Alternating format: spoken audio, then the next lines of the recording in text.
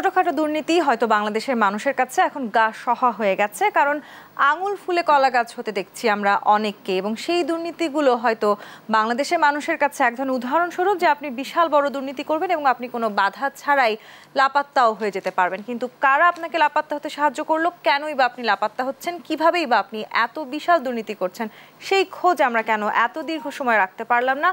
কেন এত দীর্ঘদিন ধরে এই দুর্নীতি হলো এবং এই দুর্নীতির পর বিশেষ করে সরকারি কর্মকর্তা যারা আছেন, সংবেদনশীল পদে যারা দায়িত্বরত আছেন, তাদের মতো ব্যক্তিরা কি করে আসলে দেশ ত্যাগে সাহায্য পেয়ে দেশ ত্যাগ করছেন, কি করে তাদের 7টি পাসপোর্ট তৈরি হলো, সবকিছু নিয়ে যখন আমাদের ভাবতে হচ্ছে, তখন দেশ সন্ধ্যে আপনাদের সবাইকে স্বাগত জানাচ্ছি। আমি তাসনুভা তন্নি। দর্শক, লাপাত্তা বেনজির, লাপাত্তা মতিউর নিয়ে আজকের এই আলোচনায় আপনাদের সবাইকে স্বাগত জানাচ্ছি। এবং আজকের এই আলোচনায় আমার সাথে দুজন বিশেষ অতিথি আছেন। আমাদের সাথে আছেন জায়েদ আল মাহমুদ, রাজনীতি বিশ্লেষক, এবং আছেন মোহাম্মদ আশরাফ আলী, আওয়ামী লীগ নেতা। আপনাদের দুজনকে স্বাগত জানাচ্ছি আজকের আলোচনায়। জায়েদ আল মাহমুদ, আপনাকে দিয়ে শুরু করতে চাই। বেনজির কিংবা মতিউরের ঘটনাটি থেকে যদি শুরু করি, একটি ছাগল ক্রয়কে কেন্দ্র করে আসলে যেই ঘটনা, একটি ছাগল আসলে যেই দুর্নীতির বের করে নিয়ে আসতে পারলো, বাংলাদেশের সরকারি বড় বড় প্রতিষ্ঠান থাকবা সত্ত্বেও আমরা সেই দুর্নীতি বের করে নিয়ে আসতে পারলাম না। সেই জায়গাটি থেকে অবশ্যই এনবিআর কিংবা দুর্নীতি দমন কমিশনের মতন যে সংস্থাগুলো আছে তাদের দিকেও এক ধরনের নজর যাচ্ছে, কিংবা কি করে আসলে একজন সরকারি কর্মকর্তা যিনি হয়তো সর্বোচ্চ প্রায় 80,000 টাকা বেতন পাচ্ছেন, তিনি 15 লাখ টাকা দামের ছাগল ক্রয় করবার সাহস করছেন। কিভাবে এত দীর্ঘদিন ধরে এই দুর্নীতি আমরা দেখলাম, কেন কারো চোখের সামনে এই বিষয়গুলো উঠে আসলো না, কি মনে করছেন? ধন্যবাদ। টিভি সেটের সামনে এই মুহূর্তে দেশ বিদেশে যারা শুনছেন, উপস্থিত কলাকুশলী এবং আমার বিজ্ঞ সহ-আলোচক সঞ্চালক, আপনাকে অসংখ্য ধন্যবাদ আমাকে আমন্ত্রণ জানানোর জন্য। আসলে এই বিষয়টা এখন জাতি অনেকটা নির্বাক হয়ে যাচ্ছে এক একটা ঘটনা দেখে। হঠাৎ করে ঘটনাগুলো বেড়ে আসছে, সরকারের কোনো রকম এখানে ক্রেডেনশিয়ালিটি নেই।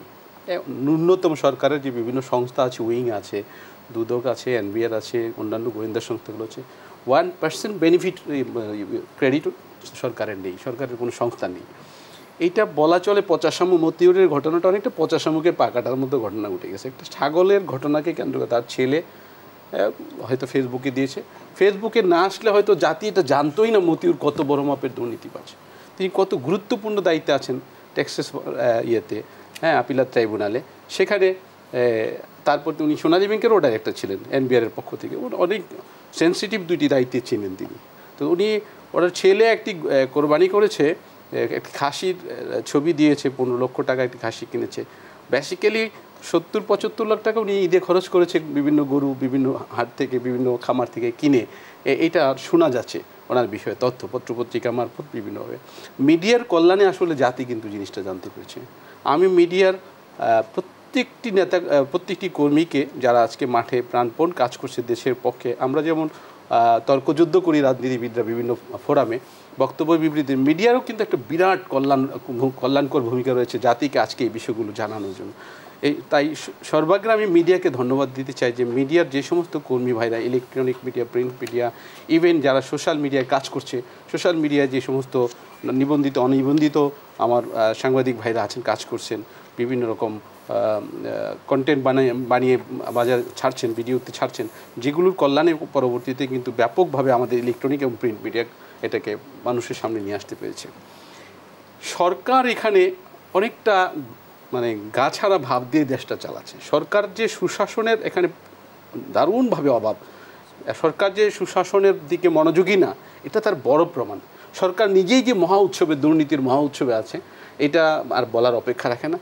আমি কয়েকটা ঘটনা যদি আজকে এখানে উপস্থাপন করার সুযোগ পাই, আপনি যদি আমাকে সুযোগ দেন, তাহলে এরকম মতিউর এবং এরকম বেনজির অ্যাক্টিভ লোকের 7টি পাসপোর্ট হয়ে যায় কীভাবে?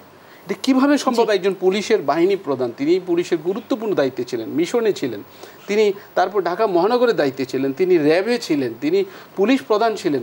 দীর্ঘদিন সরকারের আনুকূল্যে থেকে, সরকারের আনুকূল্যে না থাকলে এই ধরনের পদায়ন হয় না, এই ধরনের বদলি, পোস্টিং, প্রমোশন হয় না। এবং ওনার বাড়ি একটি বিশেষ জেলায়, গোপালগঞ্জে। স্বাভাবিক কারণেই উনি প্রধানমন্ত্রী খুব আস্থাভাজন, সরকারের উপর মহলের খুব আস্থাভাজন ছিলেন বলেই ওনাকে এই পদায়ন করেছে। মতিউরের বেলায়ও দেখা গেছে এর আগে 4বার তার বিরুদ্ধে দুর্নীতি দমন কমিশনে অভিযোগ হয়েছে। 4টি অভিযোগই প্রমাণ করতে পারেনি তথ্য প্রমাণের অভাবে দুর্নীতি দমন কমিশন। আমাদের দুর্নীতি দমন কমিশনও যে একেবারে খুব বেশি দক্ষ এবং অভিজ্ঞ বিভিন্ন তদন্ত করার ক্ষেত্রে সেটা দক্ষ নয়, এটাও প্রমাণ হয়ে গেছে। এই লোককে 4টি অভিযোগ থেকে খালাস দিয়ে দিয়েছে এর আগে। এই 4টি অভিযোগ এখন আবার তারা আমলে নিবে বলতেছে। তাহলে তুমি অতীতে তাকে এগুলো ভালো করে খুঁজে দেখো এতদিন আসলে আমরা কেন এই লোকটাকে আবার এত গুরুত্বপূর্ণ দুইটি দায়িত্বে কেন দাও দুর্নীতিগুলো খুঁজে বের করতে পারলাম না? এতদিনে আমরা তার দুর্নীতি খুঁজে বের করতে আলী আসম আপনার কাছে আসতে চাই। আমরা বেনজির লাপাত্তা হয়ে গেছেন, মতিউর রহমান তিনিও লাপাত্তা হয়ে গেছেন, কিন্তু ইমিগ্রেশন কিছুই জানে না, খোদ সরকারের মন্ত্রী পর্যায়ে পর্যন্ত কেউ কিছু জানে না। কিন্তু সেখানে একটি প্রশ্ন আমাদের সবসময় করতেই হচ্ছে, আমরা দেশ ত্যাগে নিষেধাজ্ঞাও দিলাম, কিন্তু সেটি লাপাত্তা হবার পর কিংবা দেশ ছাড়বার পর, তার মানে কি আমরা আসলে অনেকটাই সুযোগ করে দিলাম কিনা? ধন্যবাদ আপনাকে, ধন্যবাদ দেশ টেলিভিশন, তার দর্শক কলাকৌশলী এবং এই অনুষ্ঠানটি যারা দেখছেন, আমার সহ আলোচক এবং আপনাকে। দেখুন, দুর্নীতির ভিতরেই যাদের জন্ম, দুর্নীতি যারা লালন করে, দুর্নীতি যারা আপনার করে বাংলাদেশটাকে চোরাবালিটা হারিয়ে দিতে চাচ্ছে, তারা যদি দুর্নীতি নিয়ে কথা বলে সেটা আপনার একটু বেমানান মনে হয়। কিন্তু আমি যে বিষয়টি বলতে চাই, বাংলাদেশের যে আপনার সেটা সিভিল সোসাইটি বলেন, আপনার সেটা অ্যাডমিন ক্যাডার বলেন, পুলিশ বলেন, ট্যাক্স বলেন, দুর্নীতি যে হচ্ছে না সে কথা আমি অস্বীকার করি না। আপনি যেভাবে আপনার 1,21,00,000 ভুয়া ভোটার হয়েছে, ঠিক সেভাবেই পর্দার অন্তরালে বাংলাদেশের ক্ষমতাকে কুক্ষিগত করা হয়েছে। আপনার একটি দলকে নিচ্ছিন্ন, রাষ্ট্রযন্ত্রকে ব্যবহার করে একটি দলকে নিচ্ছিন্ন করতে যেয়ে রাজপথে আপনার 24টা তাজা প্রাণকে হত্যা করে আপনার জজমেয়া নাটক সাজানো হয়েছে। এবং আপনার বাংলাদেশে 5বার দুর্নীতিতে চ্যাম্পিয়ন হয়েছে। এখন আপনার দুর্নীতি, আমি এর আগেও একাধিক টকশোতে বলেছি, দুর্নীতি পৃথিবীর এমন কোনো দেশ নেই, কিন্তু বাংলাদেশে দুর্নীতির মাত্রা একটু বেশি। আজকে আপনার দেখবেন আমাদের পার্টির সাধারণ সম্পাদক ওবায়দুল কাদের সাহেব বলেছেন যে দুর্নীতি রাজনীতিবিদেরা করলেও কেউ রেহাই নেই, সরকার জিরো টলারেন্স। এখন আমি যে বিষয়টি মোটা দাগে বলতে চাই সেটি আপনার বেনজির হতে পারে, আজিজ হতে পারে, মতিউর হতে পারে, হারিস চৌধুরী হতে পারে, বাবর হতে পারে, আব্দুল সালাম পিন্টু হতে পারে, কিংবা দুর্নীতির দায় পালাতক তারেক জিয়া হতে পারে, কিংবা আপনার খালেদা জিয়া দুর্নীতির দায় আপনার ফেরারি আসামি হতে পারে। কিন্তু দুর্নীতি যে হয়েছে, আর বাংলাদেশে এখন কোন সরকারের ভূমিকা কি, আমার বন্ধু রাজনীতি বিশ্লেষক হিসেবে আপনার কাছে আমি একটু এই জায়গাটিতে আসতে চাই। আওয়ামী লীগ নেতা হিসেবে নিশ্চয়ই দায় এড়িয়ে যাওয়ার সুযোগ নেই, কারণ দুর্নীতি সব সরকারের সময় হয়েছে, এবং সেটাকে যদি আমরা এভাবেই প্রতিবার যদি সাফাই গাইতে থাকি যে সব সরকারের সময় দুর্নীতি হয়েছে, তার মানে কি আসলেও বেনজির কিংবা মতিউরদের যে দুর্নীতি, সেই দুর্নীতির আমরা সুষ্ঠু বিচার চাইবো না, তা কি হতে পারে? এখন দেখুন, আওয়ামী লীগ সরকার এবং আওয়ামী লীগের নেতাকর্মী কিংবা এদেশের একজন সচেতন নাগরিক হিসেবে কোনো অন্যায়কে প্রশ্রয় দেয়া আমাদের কাজ নয়। যখন আসলে এই ধরনের দুর্নীতিবাজরা দেশ ত্যাগ করে ফেললেন, কেউ জানতো না, ইমিগ্রেশন আমি একটু আপনার কাছে আমার প্রশ্নের উত্তরটি চাই। ধরে নিয়েছি, আমি বুঝতে পেরেছি আপনি বলবার চেষ্টা করছেন অন্যান্য সরকারের আমলেও যথেষ্ট দুর্নীতি হয়েছে, কিন্তু জি আমি একটু প্রশ্নের উত্তর চাই যে আমরা লাপাত্তা করে ফেললাম, আমরা লাপাত্তা হতে দেখলাম বেনজিরকে, মতিউরকে, আমরা কেউ জানি না তারা কোথায় আছেন, ম্যাজিক কার্পেটে করে কি তাহলে তারা দেশ ছাড়লেন? এখন দেখুন, তারা দেশ ছেড়েছে কিংবা পর্দার অন্তরালে আছে, কিন্তু সেটা কিন্তু এখনো আপনার দৃশ্যমান নয়, কোথায় আছে, কে পার করে দিয়েছে। কিন্তু আপনি ধরেন, যদি আপনার বাংলাদেশের যদি দেশের বাইরে যায়, এখন আপনি ইবলিস শয়তানকে দেখেছেন? আপনি কিন্তু দেখেন না। ইবলিস শয়তানের কার্যকলাপকে আপনি অনুভব করতে পারেন, এবং হাদিস কোরআন থেকে আপনি ইবলিস শয়তানের নমুনা, তার কার্যকলাপ সম্পর্কে সতর্ক হয়েছেন বিদে ইবলিস শয়তানের দৃশ্যমান অদৃশ্যমান কার্যকলাপ সম্পর্কে অবগত। এখন আপনি যদি ইবলিস শয়তানকে নিয়ে আলোচনা করেন, তাইলে আলোচনায় আসতে পারে সে লম্বা না মোটা না কালো, দেখতে কীরকম, তাইলে আপনার তার কার্যকলাপ না হয় আমরা বুঝলাম খারাপ। এখন ধরেন মতিউর কিনবে আপনার হলো যে বেনজির, কিনবে আপনার হলো যে আজিজ, তারা এখন যদি ইবলিস শয়তানের মতো অদৃশ্য হয়ে যায়, সেই অদৃশ্য শক্তিটাকে যদি আপনি সামনে এনে বলেন যে সে বিদেশ চলে গেছে, কি করে সে অদৃশ্য মাটির হলো? নিচে। এই উত্তরটা আমাদের পেতে আমাকে হবে। শেষ করতে দেন। ইমিগ্রেশনে এখন এত দেখেন সহজ নয়। আপনি কি পারবেন ইমিগ্রেশন আপনার একটি ক্রস রাষ্ট্রের করতে কাজ না কি, জানিয়ে? রাষ্ট্রের গোয়েন্দা সংস্থার কাজ কি, আপনার ইমিগ্রেশনের কাজ কি? এখন ইমিগ্রেশন এয়ারপোর্টে থাকতে পারে, স্থল বন্দরে থাকতে পারে। যদি একজন লোক আপনার হলো যে বৈধ পথে যায়, তাহলে আপনার সেটা সরকার বা সরকারের এজেন্সিগুলো জানবে। এখন একটা লোক যদি আপনার মাটির নিচে পালিয়ে থেকে সুড়ঙ্গের ভিতরে যদি বলে বিদেশ গেছে, কিংবা সে আপনার হলো যে সত্যিকার অর্থে সেটি খুঁজে বের করার সক্ষমতা সরকারের মধ্যে নেই। সরকার কি বলেছে সে দায়িত্বহীনতার পরিচয় দিয়েছে যে আমরা তাকে ধরতে চাচ্ছি না? আর সরকার যদি সেই দায়িত্ব না নিত, তাইলে আজকে বেনজিরেরা আপনার দুর্নীতিবাজ হিসেবে সমাজের কাছে চিহ্নিত হতো না। যদি সেই দায়িত্ব না নিত, তাহলে মতিউরেরা পর্দার অন্তরালেই থেকে যেত জাতীয় পার্টি বিএনপির মতো, তাহলে পর্দা সামনে চলে আসতো। আমরা খুব ভালোভাবেই বুঝি সরকারের নিয়ন্ত্রণের বাইরে কোনো কিছু নেই। একজন ছিচকে চোরকেও সরকার খুব অল্প সময়ের মধ্যে ধরে ফেলতে পারে, এবং একজন দাগি আসামিকেও সরকার অল্প সময়ের মধ্যে ধরে ফেলতে পারে। আর একজন পুলিশ প্রধান, তিনি সিস্টেমের মধ্যেই ছিলেন, অনেক দিন সিস্টেমের মধ্যে ছিলেন, হ্যাঁ, প্রায় 17-18 বছর উনি বড় বড় পদে ছিলেন। তাহলে পরে তিনি কোথায় পালাই গেলেন এত পরিচিত মানুষটা? আর 7টি পাসপোর্ট কীভাবে পেয়ে গেল? এই পাসপোর্টের মন্ত্রী তো আমাদের মাননীয় স্বরাষ্ট্রমন্ত্রী। পাসপোর্টগুলো কিভাবে পেল উনি? একটি ব্যক্তি, তার পাসপোর্টে তো তার নাম ছিল, বাবার নাম ছিল, মায়ের নাম ছিল, সেখানে ছবি ছিল, ফিঙ্গার ছিল, তার এখানে আপনার কি বলে মানুষের অনেক রকমের তথ্য প্রমাণ নেয়। তাহলে পরে কোনোটাতে ধরা পড়লো না, তাহলে সে পালায় গেল। তো আমাদের মন্ত্রী মহোদয়রা জানলো না, ইমিগ্রেশন জানলো না, ইমিগ্রেশন ঘুমাইল। এই মানের একটা লোক বর্ডার ক্রস করে অন্যভাবে পালায় যাবে, এটা কি বিশ্বাসযোগ্য? তাকে যখন বিভিন্ন রকম কথাবার্তা হচ্ছে তাকে নিয়ে, সেই সময় সে 80 কোটি টাকা ব্যাংক থেকে তুলে ফেলছে, সে যে চলে যাচ্ছে, পালায় যাচ্ছে, প্রস্তুতি নিচ্ছে। আমরা কি বুঝি না যে সরকার কানামাছি খেলছে জাতির সাথে? সরকার প্রতারণা করছে, সরকার সততা করছে, সরকার শপথ ভঙ্গ করছে জনগণের সাথে। সুতরাং সরকার এই বিশ্বাস ভঙ্গটা এই সরকারের পদত্যাগ করা উচিত। সরকার এত বড় বড় অপরাধী হয়েছে, দেখে না দেখার ভান করছে। দেখুন, আপনার আমাদের সমাজে দেখবেন যারা মধ্যবিত্ত, তারা অনেকেই বাকি খায়, কিন্তু তারা এত বিশাল দুর্নীতিগ্রস্ত নয়। আমাকে শেষ করতে দিতে হবে, আমি একটু ছোট্ট এক্সাম্পল দিচ্ছি। তো বাকি খায়, তো পাশের দোকান থেকে বাকি খায়, তো মাস শেষে টাকা দিয়ে দেয়। তো এখন পাশের ওই যে দোকানদার, তাকে প্রতি মাসেই বাকি খায়, যেহেতু নিতে বাধ্য, তাকে 2 নম্বর জিনিস দিতে অভ্যস্ত। যখন মাস শেষে 1 তারিখে বেতনটা পেয়ে দিয়ে দিল বা 10 তারিখে দিয়ে দিল, তখন দোকানদার তার নৈতিকতা থেকে চিন্তা করলো যে এই 29 দিনই খারাপ জিনিস দিলাম, তা আজকে একটু ভালো জিনিস দিই, ঘি, ডালডা, ডোলডা, তেল টেল সব একটু 1 নম্বর জিনিস দিল। তাহলে দিতে যেয়ে আপনার হলো যে ওই ফ্যামিলির খেয়ে ডায়রিয়া হয়েছে, কারণ সে তো 29 দিন খেয়েছে ভেজাল, 1 দিন খেয়েছে ভালো। তো ওই ভেজালটাই যে সহনীয় হয়ে গেছে, কিন্তু ওই ভালোটা যখন খেয়েছে তখন আজকে বাংলাদেশে যারা আপনার এই দুর্নীতির দায় 75 ঘটালো, বঙ্গবন্ধুকে হত্যা করলো। আসবো আপনার কাছে, জানেন আমাকে শেষ করতে, আপনি যদি কথাই বলতে না আসতে হবে। দেশসন্ধ্যা বিরতি নিয়ে ফিরছি, সাথেই থাকুন।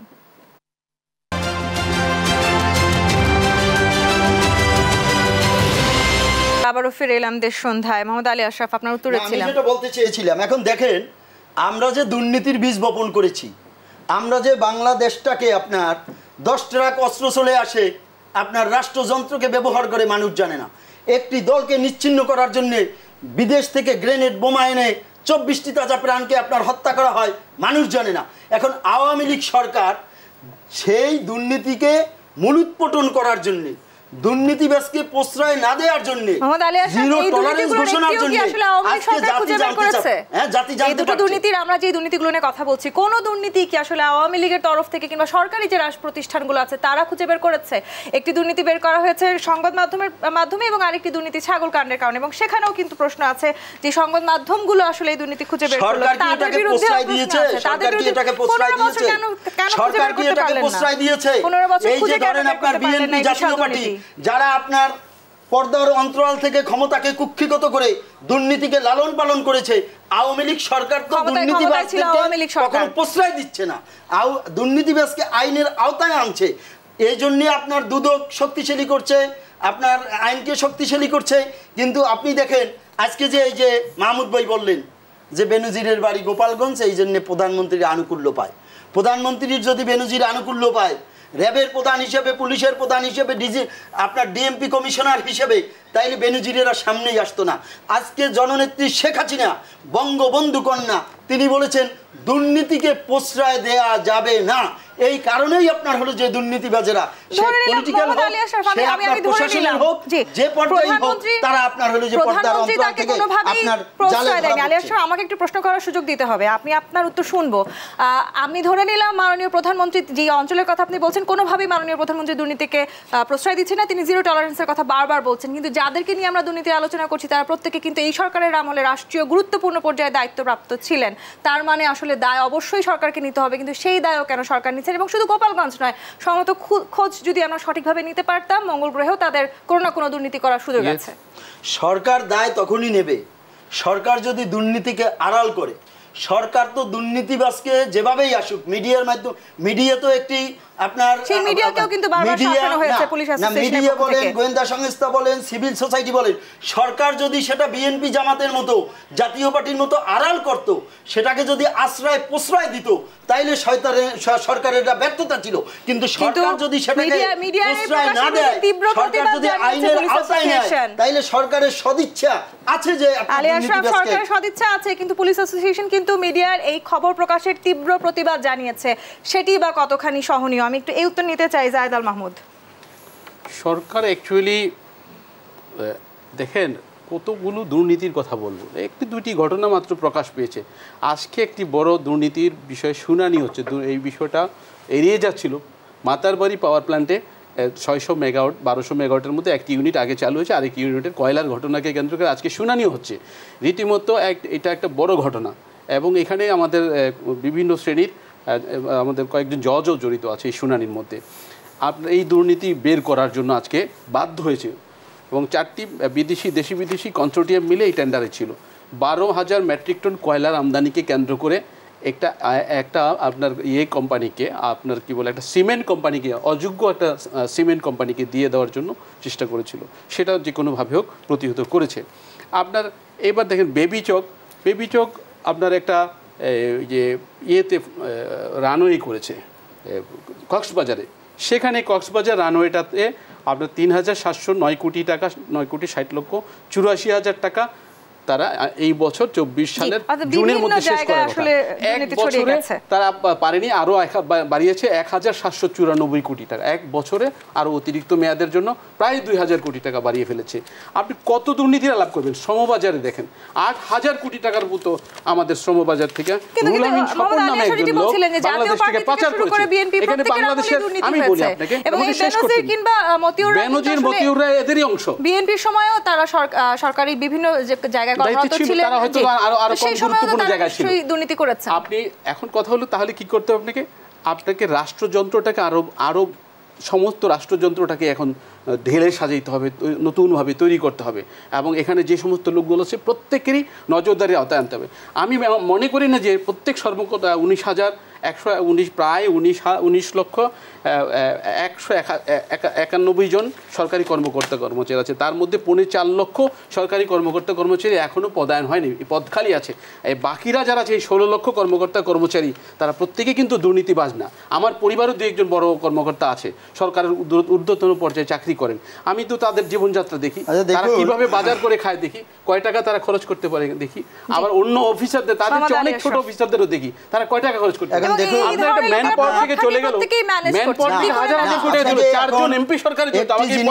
আমি সুস্পষ্টভাবে বলতে চাই, সেটি হলো যে দুর্নীতিবাজ কিংবা দুর্নীতির সাথে যারা সংশ্লিষ্ট, তারা আইনের আওতায় আসবে। দেশ ও জাতির জন্য আপনার শত্রু, এটার সাথে আমি একমত।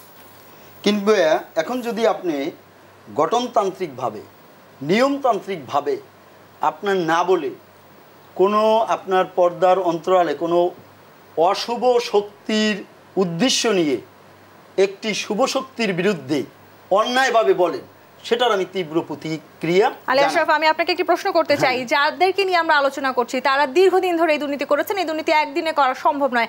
7টি পাসপোর্ট নিশ্চয়ই আপনি কোনোভাবেই তৈরি করতে পারছেন না, বা আমাদের মতন সাধারণ জনগণের পক্ষে করা সম্ভব নয়। তার মানে কি সবকিছু সরকারের অন্তরালে হলো নাকি পুরো সিস্টেম জুড়ে দুর্নীতি?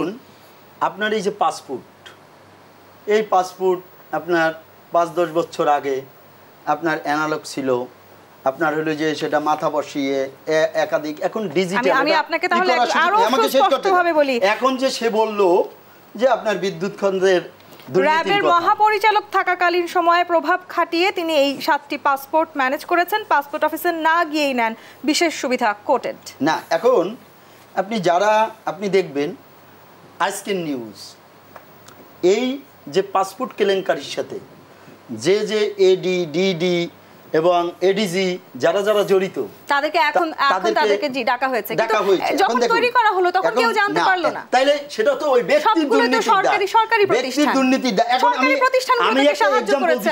আমি একটা এক্সাম্পল দিচ্ছি। দেখেন, সে বলেছে যে বিদ্যুতের কথা, ওই যে মাদার বাড়ির কথা।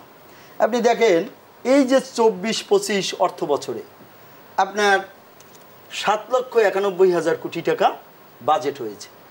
এই বাজেটটা সরকার তার খাতওয়ারি মন্ত্রণালয় ভিত্তিক আপনার বন্টন করে দিয়েছে। ধরুন আপনার হলো যে বিদ্যুৎ, সে বিদ্যুৎ নিয়ে কথা বলছে, বিদ্যুৎ নিয়েই আমি আসি। 30,317 কোটি টাকা বিদ্যুতে আপনার তারা বাজেট দিয়েছে সরকার 40,000 মেগাওয়াটে উন্নীত করার জন্য। এখন আপনার এই বিদ্যুৎ মন্ত্রণালয় 50টা ধরেন উইং আছে। এখন এই 50টা মন্ত্রণালয় যখন কাউকে 5,000 কোটি টাকা, 10,000 কোটি টাকা, 2,000 কোটি টাকা, এখন এরা যে দুর্নীতিটা করে, এখন এই যে ধরেন যোগাযোগ মন্ত্রণালয় 80,498 কোটি টাকা দিয়েছে, এইভাবে প্রত্যেকটা মন্ত্রণালয় 8,000 কোটি টাকা আপনার বরাদ্দ দিয়েছে। এখন এই যে আপনার পর্দার অন্তরালে অদৃশ্য শক্তি কিংবা আপনার এই যে আপনার ইবলিশ শয়তানের যে কার্যক্রম, যখন আপনার তাদেরকে অদৃশ্য হওয়ার সুযোগ কারা করে দিল? অদৃশ্য শক্তি, আপনি নিজেই বলছেন। অদৃশ্য শক্তিকে আমরা কেন বারবার সুযোগ করে দিচ্ছি, প্রশ্রয় কেন? দেখেন, আমি খুব সহজ করে আপনাকে বলি, যখন ধরেন সরকারি কর্মকর্তা যেহেতু সামনে এসছে তাদের নিয়েই বলি, ধরেন সেটা পুলিশ হতে পারে, এডমিন হতে পারে, ট্যাক্স ক্যাডার হতে পারে, কাস্টমস হতে পারে। এখন একজন কর্মকর্তা যখন পদায়ন হয়, তার সিনিয়র অ্যাসিস্ট্যান্ট সেক্রেটারি থেকে সচিব কিংবা আপনার এএসপি থেকে আইজি পর্যন্ত তার এই যে 30-40 বছরের যে সার্ভিস রুলস অফ বিজনেস, আপনার হলো যে তার প্রফেশনাল কেরিয়ার, তার আপনার হলো যে সিনিয়রিটি, সব দেখে যখন গোয়েন্দা সংস্থা আপনার হলো যে রাষ্ট্রের সর্বোচ্চ ব্যক্তিকে বলে ফেরেশতা, তখন তাকে নিয়োগ দেওয়ার পরে চেয়ারে বসে সে হয়ে যায় ইবলিশ শয়তান। যখন প্রধানের কাছে ইবলিশ শয়তান আপনার প্রুফ হয়, তখন এই সরকার তাদেরকে প্রশ্রয় দিয়েছে কিনা। কিন্তু আজকে বাংলাদেশের যে 52 বছরের যে ট্র্যাডিশন ছিল, যে আপনার আশ্রয় প্রশ্রয় দিয়ে লালন পালন করে হারিস চৌধুরী বাবুরদের মতো লোকের সৃষ্টি করা আওয়ামী লীগ সেটাই 15 বছরে করছে কিনা। এখন আপনি যদি খুবই সংবেদনশীল পদে নিয়োগ দিচ্ছি, তাদের সম্বন্ধে আসলে আমরা সঠিকভাবে ব্যাকগ্রাউন্ড চেক করতে পারছি না, তার মানে সেই সংস্থাগুলোর আসলে দায় আছে কিনা? জায়েদ আল মাহমুদ, কি মনে করছেন, আমরা আসলে সবভাবে পুরো সিস্টেমে ব্যর্থতার এক ধরনের রূপ দেখতে পাচ্ছি কি? সংস্থাগুলোর একটা দায় তো অবশ্যই থাকে, তাদের একটা পেশাগত দায়িত্ব থাকে, দায় থাকে, এবং রাষ্ট্রের কাছে তাদের একটা দায়িত্ব থাকে। কিন্তু তার আগে এই সংস্থাগুলোকে যারা পরিচালনা করে, আমি যে জায়গায় কথা বলছিলাম যে দুর্নীতি নিয়েই তো আমরা কথা বলছি, তো ওভারঅল শুধু মতিউর আর বেনজির কেন, এরকম শত শত মতিউর বেনজিরকে খুঁজে পাওয়া যাবে। আমি সরকারের পরিচালনা করে, সরকারের শীর্ষ ব্যক্তিত্ব প্রধানমন্ত্রী, তিনি সরকারের ভালো মন্দ সব কিছু বিবেচনা করে মানুষকে পদায়ন করেন, এবং ক্ষেত্র বিশেষে কোনো কোনো পদায়নে রাষ্ট্রপতির কাছে ফাইল পাঠান নিয়োগের জন্য। আসলে সমস্ত কর্মকাণ্ড প্রধানমন্ত্রী করেন, প্রধানমন্ত্রীকে অন্যান্য মন্ত্রীরা সচিবরা দাপ্তরিক সাহায্য করেন, বাস্তবিক অর্থে সিদ্ধান্তগুলো কিন্তু প্রধানমন্ত্রী নেন। প্রধানমন্ত্রী দীর্ঘ 17 বছর 16 বছর ক্ষমতায় আছেন এক টানা, এর আগেও উনি ক্ষমতায় ছিলেন, উনি নিশ্চয়ই কাঁচা মানুষ নন। এই যে কাজগুলো হয়ে যাচ্ছে, আমি যে কথাটা বলছিলাম বেবি চকের কথাটা, এখানে 1700 কোটি টাকা, 1700 প্রায় 1800 কোটি টাকার মতো একটা দুর্নীতি হয়েছে। এইটা তো ফাইল ওনার হাত দিয়ে অনুমোদন হয়েছে, কারণ যে কোনো ফাইল 50 কোটি টাকার উপরে সব দুর্নীতি দায় একা মাননীয় প্রধানমন্ত্রীর উপর চাপিয়ে দেওয়ার সুযোগ নেই আমাদের। খোঁজ নেওয়া উচিত ছিল। বিদ্যুতে আমাদের 30,000 মেগাওয়াট পর্যন্ত ক্যাপাসিটি বাড়ানো হয়েছে বলা হচ্ছে, কিন্তু আসলে বিদ্যুৎ 14,000 মেগাওয়াট এখন আমাদের চাহিদা আছে, কিন্তু 14,000 মেগাওয়াটের মধ্যে 1100 মেগাওয়াট রেগুলার হচ্ছে, আপনার কি বলে এটাকে লোডশেডিং হচ্ছে। তার মানে 14,000 মেগাওয়াট পুরোপুরি সরকার সক্ষম না, দিতে সক্ষম না। কেন সক্ষম না?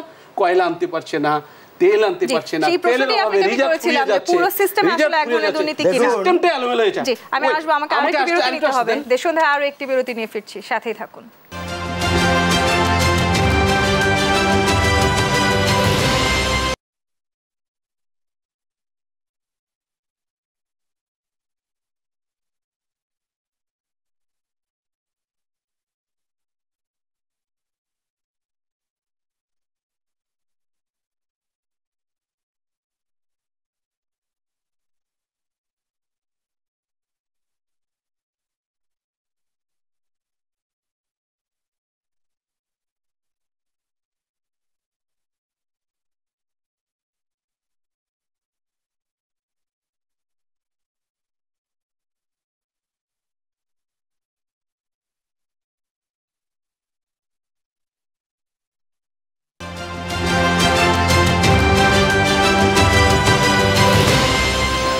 বিরতির পর আবারও ফিরে এলাম দেশ সন্ধ্যায়। মোহাম্মদ আলী আশরাফ, পুরো সিস্টেম আসলে দুর্নীতিগ্রস্ত, যে কারণে আসলে সবাই দুর্নীতি করে পার পেয়ে যাচ্ছে। সিস্টেমটাই দুর্নীতিগ্রস্ত, এটার সাথে আমি একমত।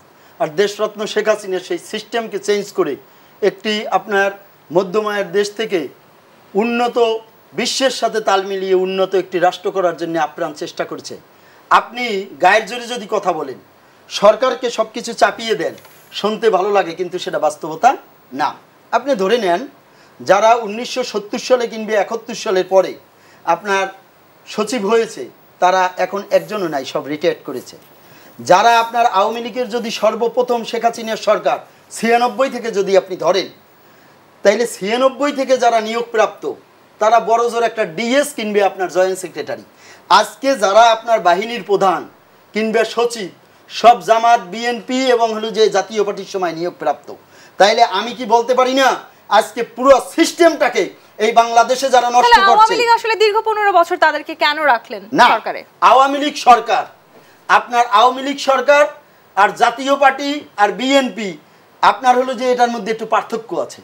আওয়ামী লীগ সরকার গঠনতান্ত্রিক একটা রাজনৈতিক দল, গণতান্ত্রিক একটা রাজনৈতিক দল, দেশ ও মানুষের সাথে যাদের সম্পর্ক। এবং আজকেও মাননীয় প্রধানমন্ত্রী এসএসএফ এর যে প্রোগ্রামে বলেছে যে নিরাপত্তার নামে আমাকে জনগণ থেকে যাতে বিচ্ছিন্ন করানো হয়, জনগণ আমার প্রাণ। আজকে আপনি দেখেন আওয়ামী লীগ সরকার, কিন্তু আলী আশরাফ, আপনার এই কথা সূত্র ধরে আমি সম্পূর্ণ প্রশ্ন করতে চাই, যেখানে খোদ মাননীয় প্রধানমন্ত্রী জনগণের খুব কাছাকাছি আসবার কথা বলেছেন, ঠিক একই সময়ে যখন এই ধরনের গুরুত্বপূর্ণ সংস্থাগুলোর যারা প্রধান তারা এরকম দুর্নীতির সাথে যুক্ত হচ্ছেন, তার মানে কি জনগণের আস্থার জায়গা থেকে তারা দূরে সরে যাচ্ছেন কি? আপনার সেটাই তো প্রধানমন্ত্রী বলেছে। আমি আপনাকে একটি জিনিস বলতে চাই, যেটি আপনাকে শুনতে হবে যদি আপনি কথা বলেন। আজকে যারা এই যে সিস্টেমটাকে লস করেছে, আপনার বগুড়া আজিজুল কলেজে গনে ধরে এনে আপনার হলো যে 17 জন এসপি করেছে। আর আওয়ামী লীগের সময় একজন পিয়নের চাকরি নিতে গেলেও ইন্টারভিউর মধ্যে দিয়ে আপনার স্বচ্ছতা, জবাবদিহিতার মধ্যে দিয়ে আপনার ঢুকতে হয়। এখন আজকে এই যে আপনার দুইটা সাময়িক সরকার বাংলাদেশের যে সাংবিধানিক প্রতিষ্ঠানগুলোকে ধ্বংস করেছে, আওয়ামী লীগ সরকার সেটাকে মেরামত করার চেষ্টা করছে। আজকে আওয়ামী লীগ সরকার এই ধরেন বেনজির আইজি হয়েছে, বেনজিরকে কি আপনার মইনু আহমেদের মতো ভেঙিয়ে সেনাপ্রধান করা হয়েছে? আর্মিতে এরকম কি রেকর্ড আছে? আপনার একজন এসপি কোহিনুর যখন আমাদের শাহবাগে আপনার মিছিলে আপনার জনসেবার ভিতরে আপনার গাড়ি উঠিয়ে দিয়েছে, তাকে তারা পার করে দিয়েছে। আর আজকে বেনজিরের মতো একটা বাহিনীর প্রধান হওয়া সত্ত্বেও যখন তার দুর্নীতি সামনে এসেছে, সরকার তাকে আইনের আওতায় নিয়ে এসেছে, তাকে কোনো ধরনের ছাড় দেয়নি। কোনো না কোনো ভাবে সরকারের আশীর্বাদ পুষ্ট ছিলেন বলে এত দীর্ঘ দুর্নীতি করতে পেরেছেন। আপনার দুটি জিনিস আপনার মাথায় রাখতে হবে। যখন বেনজির কিংবা আজিজ আর্মি প্রধান এবং পুলিশ প্রধান, তখন তিনি একটা ইনস্টিটিউট। আর যখন ব্যক্তি আপনার বেনজির, ব্যক্তি আজিজ অপরাধ ব্যক্তি করতে পারে, অপরাধ কোনো কিন্তু তিনি প্রতিষ্ঠান সেই করতে পারে না। প্রাতিষ্ঠানিক ক্ষমতা বলে এই প্রাতিষ্ঠানিক ক্ষমতা অপরাধ বলে করেছেন। জি, ক্ষমতার জায়েদ আল অপব্যবহার মাহমুদ। করার কারণে সরকার তাদেরকে জোর আশ্রয় তাহলে প্রশ্রয় কার বেশি, দেয়। ক্ষমতাসীনদের, সরকারের, নাকি বেনজির কিংবা মতিউরের? অ্যাকচুয়ালি এখানে সরকার, আমি সেটাই বলতে চাচ্ছিলাম যে আসলে গোটা দেশটাই একটা দুর্নীতির মধ্যে সরকার ফেলে দিয়েছে। সরকার ইচ্ছে করে হোক আর অনিচ্ছা করে হোক, সরকারের লোকজন, সরকারি দলের লোকজন বেগমপাড়া বানায়, সেকেন্ড হোম বানায়, আপনার কয়টা লোক ব্যবসা করে খায়। আপনি খেয়াল করবেন বড় বড় ব্যবসায়ীরা অনেকে দেউলিয়া হয়ে যাচ্ছে, ব্যবসা করতে পারতেছে না, তাদের কর্মকর্তা কর্মচারীদের বেতন দিতে পারছে না, বিল চালাতে না, ব্যাংকের কাজ খেলাপি হয়ে যাচ্ছে, টাকা দিতে পারতেছে না, তাদের ইন্ডাস্ট্রি চালাতে পারছে না, বিদ্যুতের অভাবে, গ্যাসের অভাবে। হয় ক্যাপাসিটি চার্জ নিয়ে যারা এই দেশ থেকে হাজার হাজার বিলিয়ন বিলিয়ন ডলার তারা সিঙ্গাপুরে দেয়া শ্রেষ্ঠ ধনী হয়েছে, রেকর্ড হয়েছে, পৃথিবীর বিভিন্ন জায়গায় অনেকের টাকা পাওয়া যাচ্ছে। এই ক্যাপাসিটি চার্জ, এই বিদ্যুৎ মন্ত্রণালয়ের মন্ত্রী কিন্তু মাননীয় প্রধানমন্ত্রী, একজন প্রতিমন্ত্রী মন্ত্রণালয়টা চালান। এখানে বিপিসি বলেন, পেট্রোলিয়াম কর্পোরেশন বলেন, এটাও এই মাননীয় প্রধানমন্ত্রীর অধীনে, বিদ্যুৎ মন্ত্রণালয়ের। আসলে আমরা সব, আমি বলতে চাচ্ছি যে আপনি প্রধানমন্ত্রীর কাঁধে চাপিয়ে দিই, সেটিও তো আসলে প্রধানমন্ত্রী তো সবকিছু দায়িত্ব, উনি শীর্ষ চেয়ারে আছেন এবং অনেকগুলো মন্ত্রণালয়ের দায়িত্ব তদারকি করছেন। জি, তদারকি করতে পারেন, কিন্তু ওই লোকগুলোকে উনি নিয়ন্ত্রণ করবেন। আসলে যারা করছেন তাদের নিতে হবে। এখানে আপনার রাষ্ট্রীয় 51টি প্রতিষ্ঠানের কাছে, আপনার রাষ্ট্রীয় 51টি প্রতিষ্ঠানের কাছে প্রায় 65,000 কোটি টাকা ব্যাংকের টাকা পড়ে আছে। এই টাকা কোনোভাবে বিনিয়োগ হচ্ছে না। বিনিয়োগ হচ্ছে না মানে সরকার ঋণ নিয়েছে এই টাকা ফেরত দিবে বলে, কিন্তু সমস্ত টাকা অনাদায়ী হয়ে পড়ে আছে। এই টাকা বিনিয়োগযোগ্য হচ্ছে না বিদায় ব্যাংকগুলো কিন্তু ক্ষতির সম্মুখীন হচ্ছে। ব্যাংকগুলো কিন্তু মানুষকে ইন্টারেস্ট দিয়ে টাকাটা নিচ্ছে। সুতরাং এখানে এই প্রতিষ্ঠানগুলোকে বিপিসি বলেন, বিএডিসি বলেন, বিএডিসি একাই 17,000 কোটি টাকা খেয়ে বসে আছে।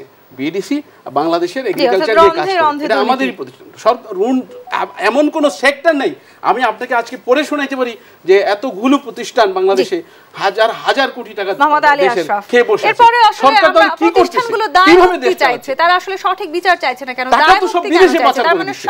কেঁচো খুঁড়তে সাপ বেরিয়ে আসবে, সেটি আসলে মূল ভয় কি? দেখুন, আমি আপনার সাথে একমত যে দুর্নীতির যে বীজ বপন করা হয়েছে, যা আমরা দেখেছি দুর্নীতিবাজকে ধরতে যে আই এম লুকিং ফর শত্রুস, Lutfuzzaman Babar, I will make politics difficult for politician, আপনার জিয়র রহমান, আপনার পাগল আর শিশু ছাড়া কেউ নিরপেক্ষ নয়, খালেদা জিয়া।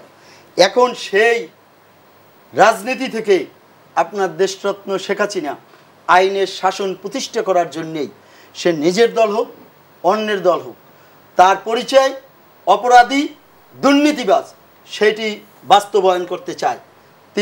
তিনি যেমনি চায় আপনার আইনের শাসন প্রতিষ্ঠা করতে, তেমনি চায় উন্নয়নের বাংলাদেশ প্রতিষ্ঠা করতে, ঠিক তেমনি চায় এই বাংলাদেশের 18 মানুষকে মানব সম্পদে রূপান্তরিত করে একটি সুখী সমৃদ্ধ বাংলাদেশ গড়তে।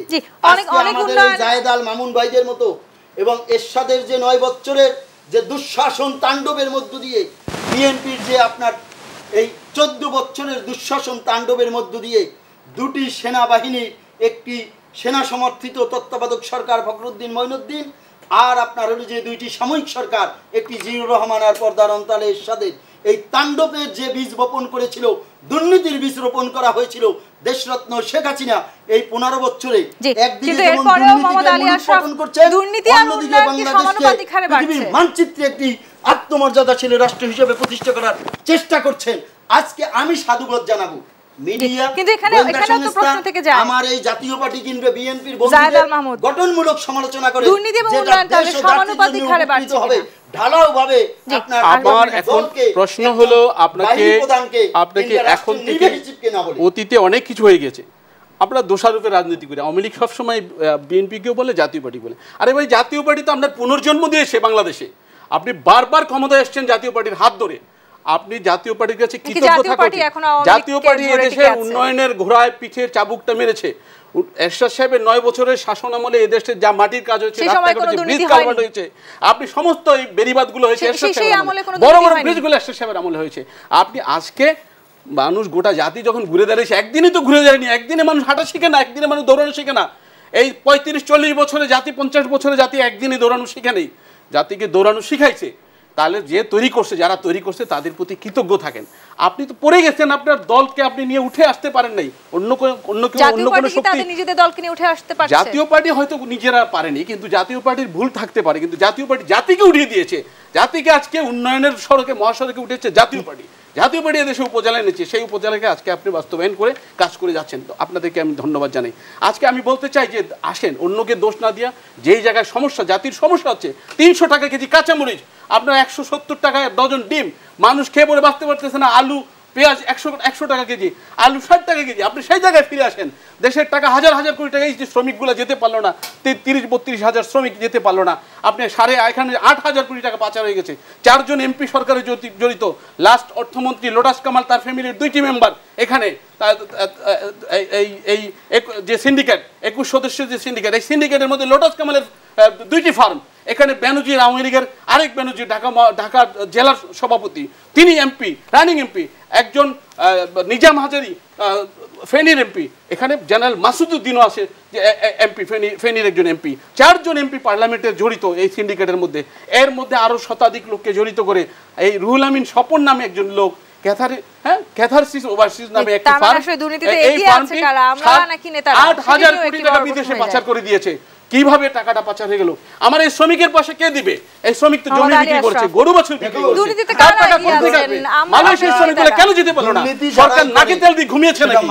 এই গরিব মানুষগুলোকে কে বাঁচাবে এখন? সেটা আপনার হলো যে সেক্টরেই হোক, সেটা ধিক্কার জানাই।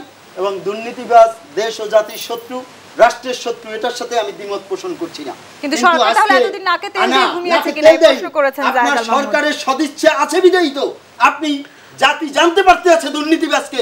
আজকে যারা আপনার দুর্নীতিকে চাষ করেছে, দুর্নীতিকে যারা লালন পালন করেছে, দীপালি, নূর হোসেন, ডক্টর মিলনদের রক্তের মধ্য দিয়ে যে বাংলাদেশ পূর্ণ জন্ম নিয়েছে, আজকে তারা যদি আপনার হলো যে টকশোতে, সেমিনারে জাতির উদ্দেশ্যে বক্তব্য দেয়, যে দলটি যে আপনার এ দেশে আপনার হলো যে দেশ স্বাধীন করতে, যে দেশের জন্ম দিতে, যে 30 লক্ষ শহীদ আপনার হলো যে মৃত্যু শহীদ হয়েছে, 2 লক্ষ মা বোন আপনার ইজ্জত হারা হয়েছে, আপনার যে দলটির নেতৃত্ব দিয়েছে, তাদেরকে যদি কাঠগড়ায় দাঁড় করিয়ে কথা বলে, সেটা দুঃখজনক। এবং আমি আগেই বলেছি, আজকে আমাদের দুর্ভাগ্য সে জায়গায় দুর্নীতিবাজেরা তখনই পার পেয়ে যায় যখন আমরা দুর্নীতিবাজদেরকে চিহ্নিত করে কথা না বলে সরকারকে গায়ে করার না। সরকার আজকে যখন 2001 সালে বিএনপি ক্ষমতায় আসার পর আপনার দুর্নীতিকে কন্ট্রোল করতে পারে না, র্যাবের সৃষ্টি করে মানুষকে নির্বিচারে হত্যা করা হয়েছে। সেই র্যাবের ডিজির বিরুদ্ধে এত অভিযোগ দুর্নীতির। আজকে বেনজিরের বিরুদ্ধে অভিযোগ এসেছে, এটা কি সরকার আশ্রয় প্রশ্রয় দিয়েছে? সেই অভিযোগটিও কি সরকার খুঁজে বের করতে পারলো? এই প্রশ্নটির উত্তর দেন মোহাম্মদ আলী আশরাফ। সেই অভিযোগগুলো, আপনি যে দুর্নীতির কথা বলছেন, আমি মানলাম যে সরকার জিরো টলারেন্সে, কিন্তু সরকার কি দুর্নীতি খুঁজে বের করতে পারলো? সরকার যদি না চায়, সরকার যদি না চাইতো, তাইলে আপনার বেনজির সামনে আসে না, আজিজ সামনে আসে না, মতিউরেরা সামনে আসে না। সরকার চায় বিদেই, সরকার চায় দুর্নীতিবাজরা আইনের আয়তায় আসুক। যারা আপনার এইরকম ছাগল কাণ্ডের মতো যারা দুর্নীতিকে লালন পালন করেছে, এই 2টি সাময়িক শাসন, বিশেষ করে এরশাদ এবং জিয়াউর রহমানেরা, আজকে সরকার সরকারের তরফ থেকে বলা হয় আল্লাহ যখন ধরে মানুষকে একটি কথা আছে, যখন রাষ্ট্র ধরবে না, রাষ্ট্রের ন্যায় বিচারক হবে না, রাষ্ট্রের কোর্ট কাছারিতে বিচার থাকবে না, রাষ্ট্রের প্রশাসন সঠিক কাজ করবে না, প্রশাসনী থেকে অন্যায় করবে এবং ট্যাক্স কালেক্টররা অন্যায় করবে, পুলিশ প্রধানরা অন্যায় করবে, তখন তাদের আর বিচারের জায়গা থাকে না। কারণ তাদের আশ্রয় প্রশ্রয়দাতা সরকারের বাইরে তাদেরকে ধরার কোনো শক্তি কারো নাই। যেহেতু সরকারের ভ্যানিটি ব্যাগে তারা থাকে, সরকারের ব্রিফ কেসে তারা থাকে, সরকারি মহলে তারা থাকে, পুলিশ পাড়া থাকে, তাদেরকে সরকারের প্রয়োজন শেষ না। আমি বলি যে আল্লাহ যখন ধরে ফেলে তখন এভাবেই ধরে, একটা একটা করে। এই আজিজ মতিউরের ঘটনা, আজিজের ঘটনাটা আন্তর্জাতিকভাবে আসছে, বেনজিরের ঘটনাটা কিন্তু অনেকটা কাকতালীয়ভাবেই মানুষ, মিডিয়ার কল্যাণে মানুষ জানতে পেরেছে, মানুষের সামনে এসেছে। এমনিভাবে অসংখ্য ঘটনা আরও আসবে, এটা আমার ধারণা। সরি ব্রাদার, আপনার ডোন্ট ইন্টারফেয়ার প্লিজ। এখন প্রশ্ন হলো, এই আজিজ মতিউরদের মতো হাজার মতিউর আছে, এখনো সময় আছে, অসংখ্য মেধাবী অফিসার আছে, সদক্ষ অফিসার আছে, তাদেরকে প্রদান করেন, অসত্যের খুঁজে বের করেন। এখানে সমস্যা হলো, যখন বিশ্ব ব্যাংক এগিয়ে আসছে, বাংলাদেশ দেউলিয়াতি থেকে বাঁচানোর জন্য IMF এগিয়ে আসছে, ADB এগিয়ে আসছে। প্রত্যেক দাতা সংস্থারা বাংলাদেশের দুর্নীতি নিয়ে ব্যাপকভাবে চাপ সৃষ্টি করেছে। এই চাপ সৃষ্টির কারণেই সরকার এখন ওই সমস্ত লোকদেরকে প্রশ্রয় দিতে পারতেছে না, বাঁচাতে পারতেছে, কিন্তু পালাতে সাহায্য করছে। কারণ সরকার তাদের সরকার তাদের আশ্রয়দাতা প্রশ্রয়দাতা। আমি সগর্বে বলবো, আমার ফাঁসি হয়ে গেল আমি বলবো সরকার তাদের আশ্রয়দাতা প্রশ্রয়দাতা। আজকে সরকারের কারণে দেশ লুটপাট হয়ে দেশের মানুষ আজকে পথে বসে গেছে, দেশের মানুষ আজকে দিশেহারা হয়ে গেছে, দেশের শ্রমিক দিশেহারা হয়ে গেছে, বিদেশ থেকে রেমিডেন্স আসা বন্ধ হয়ে গেছে, আমাদের শ্রমিক যাওয়া বন্ধ হয়ে গেছে। আজকে কল্পনা করা যাবে না দেশ কি পরিমাণ ঋণের সাগরে ভাসছে। ঋণ আর ঋণ, ঋণ দিয়ে আমাদের রিজার্ভ বাড়ানোর চেষ্টা চলছে। আমরা শুধু এখন ঋণ করে দেশ বাঁচানোর চেষ্টা করছি। দুই বন্ধু আপনার নদীর পাড়ে গোসল করতেছিল, তাই সত্য মিথ্যাকে বলে, মিথ্যা সত্যকে বলে চল চাঁদের জ্যোৎস্না খুব ভালো একটু গোসল করতে নামি। যখন আপনার সত্য আর মিথ্যা গোসল করতে নামলো, তখন আপনার এই সত্য পানির নিমজ্জিত, মিথ্যা পানি থেকে উঠিয়ে তার কাপড় চুপড় নিয়ে পালিয়ে গেল। আজকে বাংলাদেশে এই যে মিথ্যাচার আর পর্দার অন্তরালের আপনার স্বৈরা শাসকের প্রেতাত্মাদের মধ্য দিয়ে যখন আপনার দুর্নীতিবাজকে ধরে ধরে আইনের আওতায় আনার চেষ্টা করেছে, একটি দেশকে যখন দেশি বিদেশি চক্রান্তের মধ্য দিয়ে আপনার পিছিয়ে দেওয়ার চেষ্টা করছে দেশরত্ন শেখ হাসিনা, তখন দেশটিকে বিদেশি চক্ষুকে উপেক্ষা করে, ভয়ের চক্ষুকে উপেক্ষা করে আপনার হলো যে বাংলাদেশটিকে যেমন আপনার উন্নয়নের রাষ্ট্র করতে চায়, ওদিকে জিরো টলারেন্স করতে চায়। আজকে আমার কিছু বন্ধুদের আপনার এই মিডিয়ার মধ্যে দিয়ে ঢালাওভাবে সরকারের বিরুদ্ধে বলে দুর্নীতিবাজদের পাট পাওয়া ছাড়া আর কিছুই মনে করি না। আসুন সরকারের পক্ষে কথা বলেন। দুর্নীতিবাজ দুর্নীতিবাজ হ্যাঁ, কি তারা কি ইতিমধ্যে পার পেয়ে গেলেন না? তারা দুজনেই লাপাত্তা, প্রত্যেকেই লাপাত্তা, তাদের কোনো খোঁজ পাওয়া যাচ্ছে না। খোঁজ সরকারি যে সংস্থাগুলোর জানার কথা ছিল তারা কোথায় আছেন কেউ কিছু জানেন না। সেটা কিভাবে সম্ভব? সরকার এই বিষয়ে কাজ করছেন। দেখুন সরকার আপনার হলো যে আপনি যদি ফল গাছ লাগিয়েই ফল খেতে চান, সঙ্গে সঙ্গে আপনার সময় দিতে হবে। একটি লোক দুর্নীতি করেছে, স্মার্ট বাংলাদেশ বলি আমরা, স্মার্ট বাংলাদেশে দেশ ত্যাগের সাথে সাথে সব ধরনের তথ্য কিন্তু আমাদের জানবার কথা, কিন্তু সেটি আমরা জানতে পারলাম না। সরকারের এজেন্সিগুলোর কাছে দুর্নীতির যথেষ্ট প্রমাণ আছে বিধেই তো আপনার হলো যে মিডিয়াকে মাননীয় প্রধানমন্ত্রীও আপনার প্রত্যেকটা প্রেস কনফারেন্সের মধ্যে দিয়ে বলে। কিন্তু আজকে আমি যেটা মোটাটাকে বলতে চাই, আমি এই কথা বিশ্বাস করতে চাই না, পক্ষে না বলে সরকারকে দোষারোপ না করে দুর্নীতিবাজ আপনি আইডেন্টিফাই করেন, তাইলে দুর্নীতিবাজ আপনার আইনের আওতায়। আমি এই কথা বিশ্বাস করতে চাই না। বাংলাদেশে আইনের শাসন পুরোপুরি নেই, অবশ্যই আছে, অনেকাংশে আমরা এটাকে দুর্বল করে ফেলেছি। এখানে আমরা আইনের শাসনটাকে যদি আইনের জায়গায় নিয়ে আসি এবং সকলের জন্য যদি আইন সমান হয়, তাহলে আজকে বেনজিরকে পৃথিবীর যেই প্রান্তে থাকুক, শুধু পুলিশ প্রধান, র্যাবের ডিজি এবং ঢাকা মহানগরের দায়িত্বে থাকার কারণে, এই অপরাধগুলো করার কারণে তাকে তুলে নিয়ে আসা উচিত। সরকারের এই প্রমাণ দেখানো উচিত যে বেনজিরকে সরকার পালাতে সাহায্য করেনি, মতিউরকে পালাতে সাহায্য করছে না সরকার, এটাও প্রমাণ করা উচিত সরকারেরই দায়িত্ব। যেহেতু সরকারের কর্মকর্তা কর্মচারী, তাদেরই খুঁজে বের করা উচিত, যে কোনোভাবে পারুক তাদেরকে আইনি কাঠামোতে এনে তাদেরকে তুলে আনা উচিত পৃথিবীর যে কোনো প্রান্ত থেকে। যদিও পৃথিবীর অন্যান্য দেশ থেকে বঙ্গবন্ধুর খুনিদেরকে অনেককে ধরেও আনছে, আমরা দেখছি, বিচার করছে, ফাঁসি হয়েছে, হ্যাঁ আলহামদুলিল্লাহ, আমরা অখুশি না, কিন্তু আমরা এটাও দেখতে চাই জাতির রক্ত চুষে খেয়ে দুর্নীতি করে শোষণ করে যারা আইনের কথা বলে, আর দিনে আইনের কথা বলেছে, রাতের অন্ধকারে তিনি নিজেই আইন ভঙ্গ করেছেন, আর তার বিচার আগে দেখতে চাই। প্রধানমন্ত্রী নিশ্চয়ই এই বিষয়ে সজাগ হবেন, সতর্ক হবেন, আন্তরিক হবেন। আপনার আমি আগেই বলেছি, দুর্নীতিবাজদের আইনের আওতায় আনার জন্যই দেশরত্ন শেখ হাসিনা ক্ষমতায়। যেমনি যুদ্ধ অপরাধীদের শাস্তি দিয়েছেন, তার পরদিন দেশ থেকে নিষেধাজ্ঞা আসলো, সেটি তাহলে কতখানি সাংঘর্ষিক? আপনার আইনের আওতায় নিয়ে এসেছে, যুদ্ধ অপরাধীদের তার পাপের শাস্তি হয়েছে, বিএনপির যারা দুর্নীতি করেছে আইনের আওতায় এসেছে, আওয়ামী লীগে যারা, আপনি দেখবেন একটা জেলা সাধারণ সম্পাদক একটি খুনের হত্যার সাথে একটি মেসেজ কিংবা ফোন আলাপে জড়িত, তাকে রিমান্ডে নেওয়া হয়েছে, আইনের আওতায়। আজকে বাংলাদেশে জজ মেয়ার নাটক ঘটবে না, শনি হত্যার মতো ঘটনা ঘটবে না, দীপেলি নূর হোসেন, ডক্টর মিলনদের রক্তের মধ্য দিয়ে বাংলাদেশ প্রতিষ্ঠা হবে না। যে বাংলাদেশ প্রতিষ্ঠা হবে, ধন্যবাদ আমাদেরকে সময় দেওয়ার জন্য। দর্শক, আগামীতে সন্ধ্যা দেখবার আমন্ত্রণ রইল। ধন্যবাদ।